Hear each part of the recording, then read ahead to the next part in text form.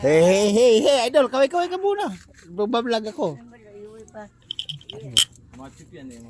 Oh, ma-chip ko. Basta, punta ko sa United Bearing, tapos iikot ako sa... Diretso. Basta diretso ako siya, makompleto natin yon. Baklasin mo na. O, babaklasin namin. Bibigay ko sa yung ano, kahit 200. Mamaya na, baka kailangan mo ka ako eh. Para mabigla si business pag ano. Uy! Ay, goods eh. May pag-goods ka pa nalalaman. Hindi kita mapagmerienda pre kasi nga, di ka nagtatagal eh.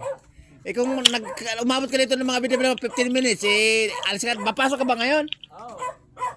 Anong klaseng cellphone? Anong cellphone? Oo. Ako nga rin bumibili. Ikaw ba din bumibili dito? Alright guys, siya pala bumibili ng mga sikanhan o sirang cellphone. Alright. Tingnan nga. Meron ba nun? Huwag ko papasok, may aso bagong panganak ka. Tingnan mo. Sandali lang ha, titingnan ko kung meron.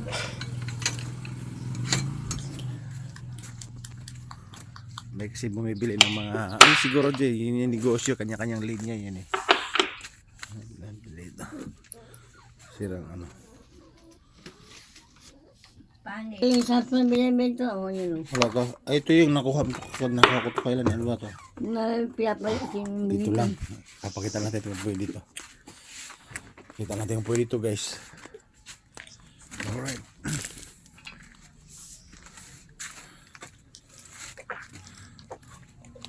Boss!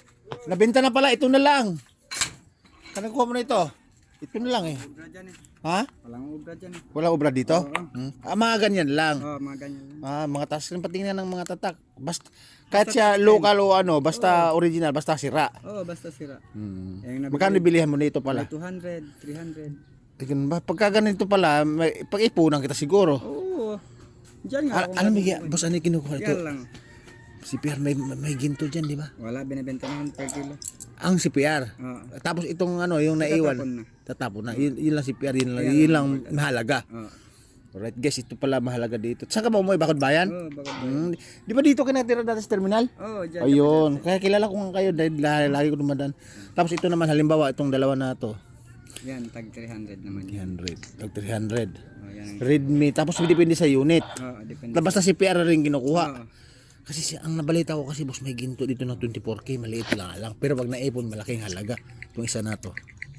Ngayon mo lang nabili din to? Ngayon lang? Wala, kahapon to. Ay, kahapon pa to. Kumbaga sample. Sample. Alright. Pagkakuan, iipunan kita kasi mayroon kasing pumunta din sa amin dito. Nag-uunahan nga lang kayo. Oo nga eh. 2, 3. Minsan ka mo, nakabili ka dito, di ba? Ilan piraso nabili mo dito? Dalawa lang. Kay sa kasama ko. Ito kasi, akala ko kumuha ka dito, hindi pala. 5 lang kasi kuhat namin dyan. Tsaka lang kasi, ipunin ko na lang dito. Ano, salamat po so. Pag nadaan-daan ka lang dito kasi malay mo, makaswerte tayo, ano? Sige. Alright. Yes, mga negosyanteng ano yun. Negosyanteng yung tinatawag na sinasabing parang badyaw, guys. Pero, ano rin sila, kumbaga kahit saan na rin nakakapunta sila. Asan yung in-order na ano? Ito. Oh guys, kasi na nga tayo nakapag-video guys. Dumating na yung order ko. Ayan oh. Ibidyote. Aray ko, ang bigat. Para na mahalay din, ano? Hindi, bakal, mabigat.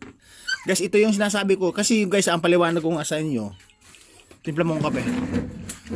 Ang paliwanag ko nga sa inyo guys, yung hunda-hundahan namin, 3 beses na nasira. Kaya umorder kami sa Shopee. O Lazada. Bakal na bakal. Ang paliwanag sa akin ng ano nito guys, ng mismong gumagawa ng hunda-hundahan ko. Ang unang nasira sa hunda-hundahan ko pala guys, yung standard, nasibak yung standard dahil yung anak ko umubertek sa baliwag. Hindi, ano yan? Ano daw yan? Pwede yan, 5 piso o 10. Eh, sabi ko, ipunin muna, maghanap taon touchscreen. Balik sa usapan guys.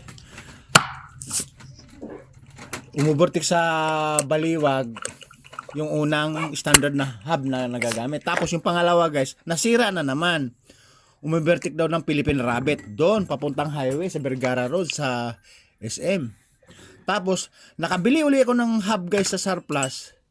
Nasira na naman, nawasak na naman yung hub. Kaya naisipan namin guys, umorder kami sa Shopee o sa Lazada yung hub na ito ka daw ginagamit sa parting Visayas Mindanao guys na panghabal-habal o pang Skylab. Napakatibay guys, pure bakal po siya, hindi siya alloy. Tapos Pambungi. ingan lang, hindi bungi yan. Ito daw yung ginagamit pang Skylab from Cebu or pang habal-habal from Mindanao guys. Napakatibay guys. Ano siguro mga hindi ko nagkakamali guys ng 7 o 8 kilo. 7 o 8 kilo. Yung gagamitin natin. O 5 kilo pinakababa guys. Napakabigat. Ito daw yung heavy duty. Akala ko guys hub ng ano to pang big bike. Hindi pala. Alright. Oh.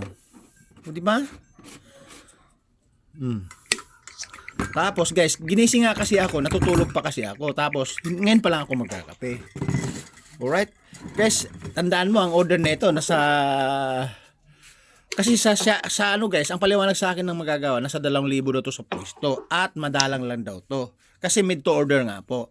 Ngayon, pag umorder daw, mas nakakamura kasi suki po siya sa apps niya na lagi siyang umu-order doon sa line-up ng mga piyesa ng motor dahil ang trabaho po niya talaga guys sa ngayon mechanics, gumagawa ng mga motor, makina, basta anong klaseng makina guys, basta umuugong. Pero ang priority talaga niya gumagawa ng makina, nagbababa ng makina, nag-tune up, overhaul at overwirings. Alright, kape tayo guys, ngayon pa lang tayo magkakape. Nung isang araw pa to ano guys, dumating, ngayon lang kasi nga pumapasok na sa pwesto. Kumbaga, ano din 'yon? Sapakat din sa oras 'yon, meaning to say, akupado din ang oras noon. Mahalaga din ang oras noon, alright? Guys, ito, pag naikabit ko na to sa lugar namin, ako lang mayroon nito sa lugar na to. Sa lugar namin kasi wala pang gumagamit nito, guys. Kasi ang gumagamit po nito parting Cebu ay Skylab, parting Mindanao ay habal-habal. Alright?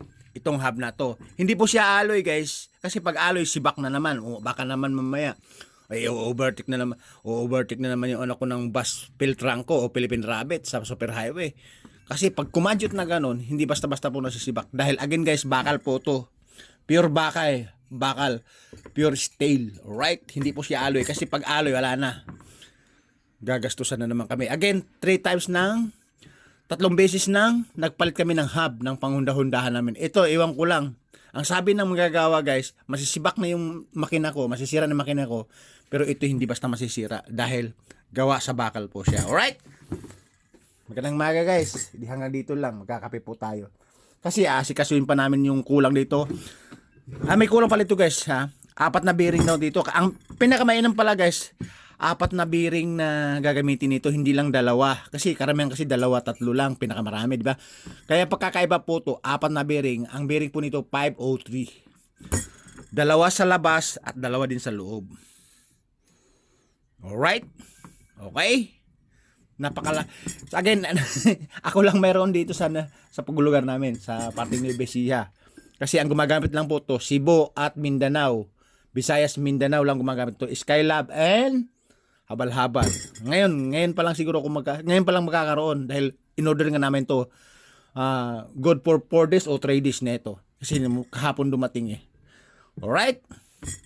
Skylab and habal-habal po gamit po nito. Kasi kaya nabagay nga sa amin to guys dahil sa overloading ang karga namin. Panay puno pag bumiyahit lalo't sa deliver. Alright? Nakita na may mga videos ko. Alright guys, ganun lang. Dinidimo ko lang sa inyo. Ako lang mayroon dito sa lugar namin. Yung hub na to. Again, kulang 8 kilo, 7 kilo, pinakababa 5 kilo. Sobrang bigat. Alright? Babu. Woo! Hub na mahundahan. Mibral, Skylab and